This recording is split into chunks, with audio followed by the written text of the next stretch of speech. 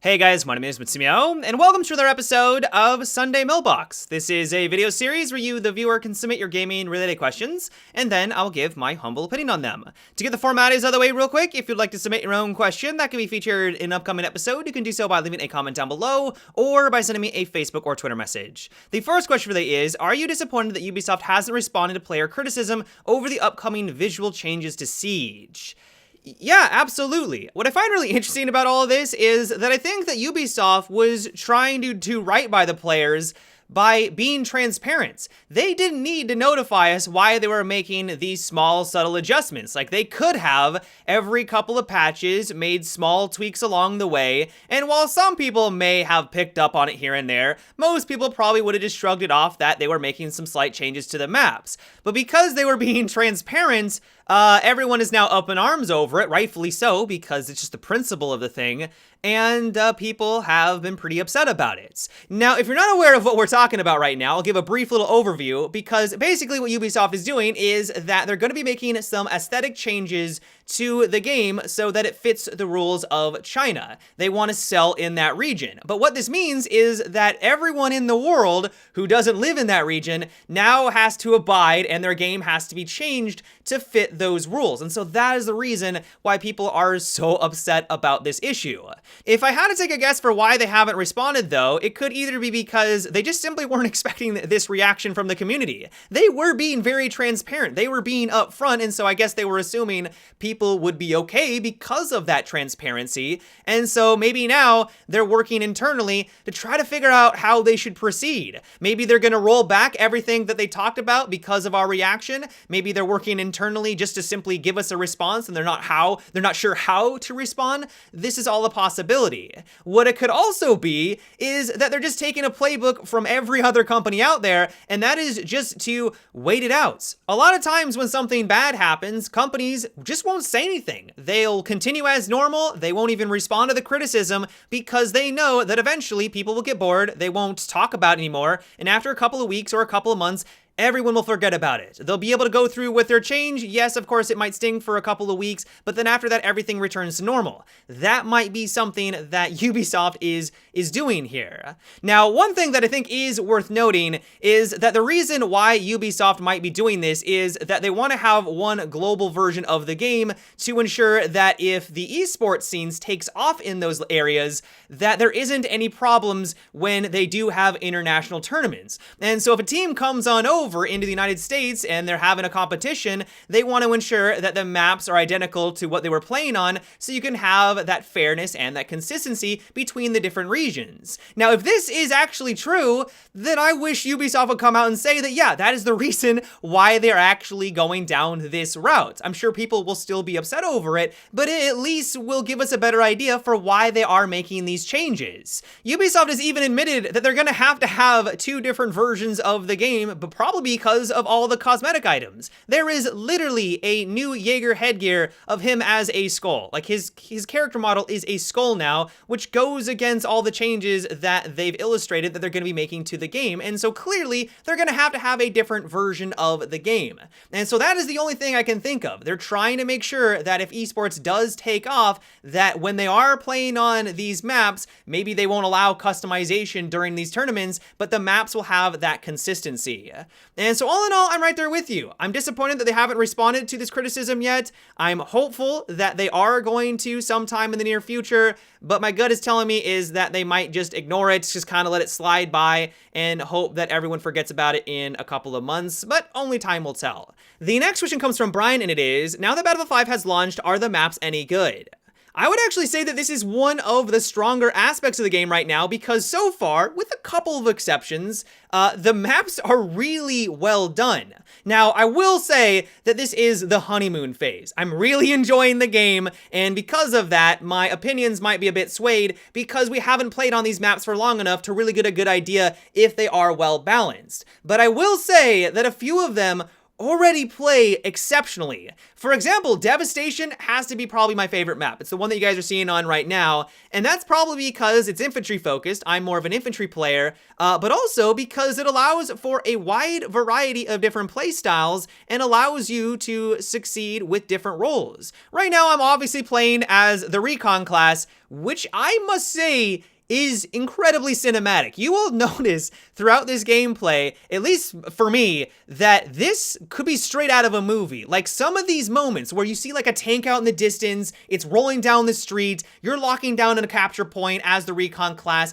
and picking people off. Like I'm getting chills just talking and thinking about these moments because of how awesome they are. But gameplay and map balance wise, it's really interesting because there are these long lines of sights. If we move on over into the Citadel, that allows you to have more of those aggressive and close quarter situations where other weapons are going to succeed. In other Battlefield games that were more infantry focused like Operation Metro and Operation Locker, if you wanted to play as the Recon class, you could, but a lot of the times you would be better off with a different kit, and that doesn't seem to be the case with Battlefield 5, which I've really appreciated. One thing I was not expecting is that I was getting a lot of Bad Company 2 vibes while playing on these maps. Now, I know some of you are probably rolling your eyes right now. It's like, how dare you compare the masterpiece that was Bad Company to Battlefield 5? But there were a lot of moments where I was able to use the environment and use foliage to sneak around and take people by surprise. How many of you guys remember back in the day playing on Laguna Presa, for example, and using the foliage to your advantage? In Battlefield 5, because there's no longer really 3D spotting anymore, there are a couple ways that you can spot, but basically it's all gone.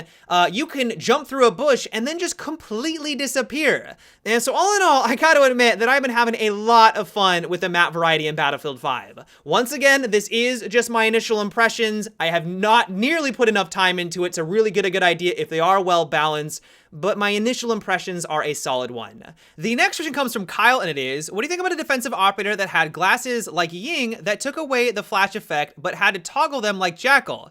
Might be a good way to deal with Blitz, Ying, and flash bases, but if you keep them on at all times, you get the fuzzy effect while taking damage like Jackal.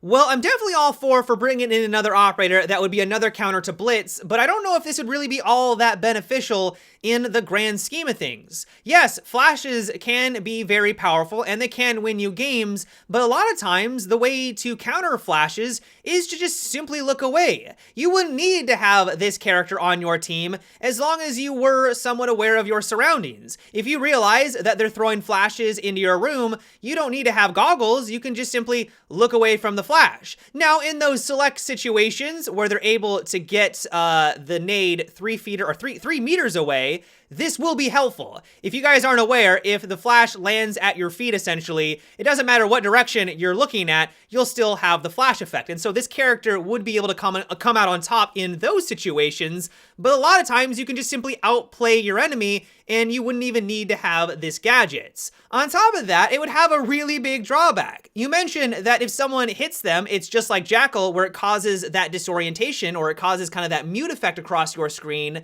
And that really sucks when you're playing as Jackal. Now imagine you're always using these goggles because you don't want to get flashed. At any moment it could happen. Now, if anyone actually gets a drop on you, you're at even a bigger disadvantage in those situations because you can't even see the person who's directly in front of you because you have that distortion on your visor. And so that also would be a really big weakness. Now, some might argue, well, you could just simply toggle it on and off when you need it. But in reality, how reliable is that gonna be? They throw in the flashes, you toggle it on, and then when they run on through, you toggle it off. But if there's any kind of animation, that's also gonna put you at a disadvantage because you're now trying to toggle off your visors. And so maybe this could work if you are going against someone who is constantly playing as Ying, they're playing Blitz all the time. This could be a decent counter to those operators, but I just don't see this bringing enough benefit to the defensive team to warrant having this character introduced. I guess if they also extended it on over to Zofia, so you might still get that stun effect so you can't move as quickly, but if there wasn't the distortion across your screen, that could maybe make it a little bit better. But because there are already so many great defensive characters in this game, I just don't think that this guy brings enough to the table, not only team-wise, but even just as an individual person himself. I just don't see this being introduced. The next question is, what do you think about a defensive operator in Siege that can place down a shield but has a two-way mirror like Mira? So I do like the idea of taking existing gadgets and expanding upon them for future operators, but I think the reason why this might be a bit too strong and we might not see it in Siege is, first of all, it probably would just make Mira a bit obsolete or not as effective as she is right now. One of the restrictions of Mira and her limiting factors is that she does have to place her Mira on a wall. This limits, of course, where you can place them on a map, and some walls or some objectives don't have the best locations to be able to take advantage of this operator. With this new character, though, you wouldn't have those restrictions anymore. You can place this shield down pretty much anywhere that you want. It gives you a lot more flexibility. And so that's one reason. It basically does exactly what Mira does, but has way more options and possibilities around the map. And I think for that reason, why would you want to play as Mira anymore? The other reason is that how in the world are you going to be able to deal with this gadget as the offensive team? Mira has a fair amount of weaknesses. Like we just talked about, she has to be stationary behind a certain wall, but also you can take out the canister to be able to disable it. You, of course, can use Hibana charges. If she's placed it on a soft wall, you can use like Ash, for example, to take it out. Like, there's loads of ways and countermeasures to this. How do you counter someone who's behind a shield? And so all in all, while I do like the idea of taking an existing mechanic and expanding upon it, unless Ubisoft was able to find a workaround or give this character some pretty big drawbacks, I feel like it'd be too powerful. It's very flexible, it gives you a lot of defensive capabilities, and really anyone behind it is going to have a massive advantage against the offensive team, which I just think is too much. But yeah, guys, that is about it for today's episode of Sunday Mailbox. I hope you enjoyed. Let me know what you thought about what we discussed in today's video. Are you just as disappointed that Ubisoft hasn't responded to the criticisms and the concerns of the community? Would you like to see an operator introduced that could counter Blitz and Ying and flashes to that nature? Let me know down below in the comments. As always, if you'd like to submit your own question for an upcoming episode, you can also leave a comment or by sending me a Facebook or Twitter message. But until tomorrow, guys, have a good one and take it easy.